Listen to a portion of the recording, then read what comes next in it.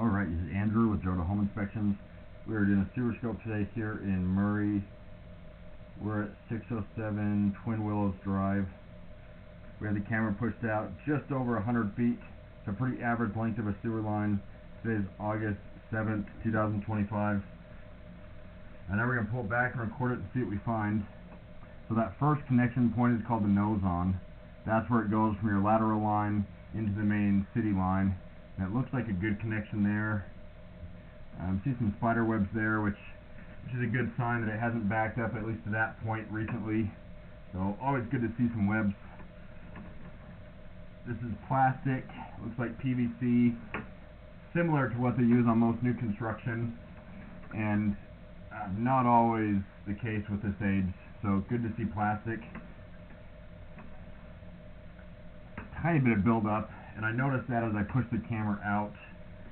I was kind of shoveling through some of it, and so I couldn't see the entire line, but really I would say it's a minimal amount of buildup, and it doesn't make a big difference if I can't see pushing out. It's really right now when I'm pulling back that matters.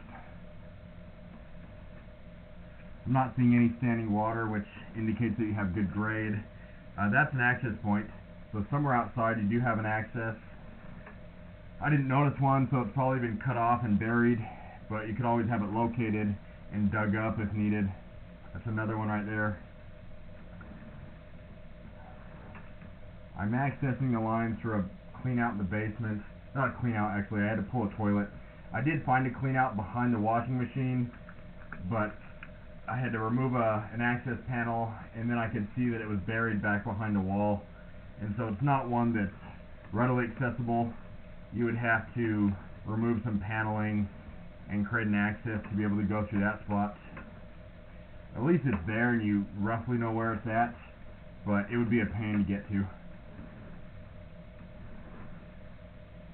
Now we're transitioning to ABS, which is a different type of plastic, and this is what's under the house and in the house. When I was trying to find that clean out, I did find some corrosion and dry stains on some of the ABS behind the washing machine. That's a sign that you've had some small leaks there in the past, and a lot of times that corrosion will self-heal the leak, and so it's not actively leaking, but it's been a leak in the past. And sometimes that's a common issue with ABS, where the glue joints have a tendency of separating or leaking. We're at 8 feet, and so it's probably a little less than 100 feet out, since there's still a few feet on my counter. Overall, the sewer line looks great. Little tiny bit of buildup, but no standing water, no roots, no significant offsets where the pipes have slipped or become disconnected. And one thing I'll point out, a little bit of a strange connection on the toilet flange. So this one has this rubber grommet. It doesn't seem to want to thread in or out, and they had used some sort of adhesive on it to seal it. They've made all types of toilet connections through the years trying to get away from wax. Nothing really works as well as wax that I have found. There's foam that they sell now that tends to fall apart. This one I've never seen. It does look like maybe it's a smaller opening than what's typically used, and so that might bottleneck it a little bit. If you're trying to push a lot through the toilet, you might need to plunge it more often than if it had a larger opening.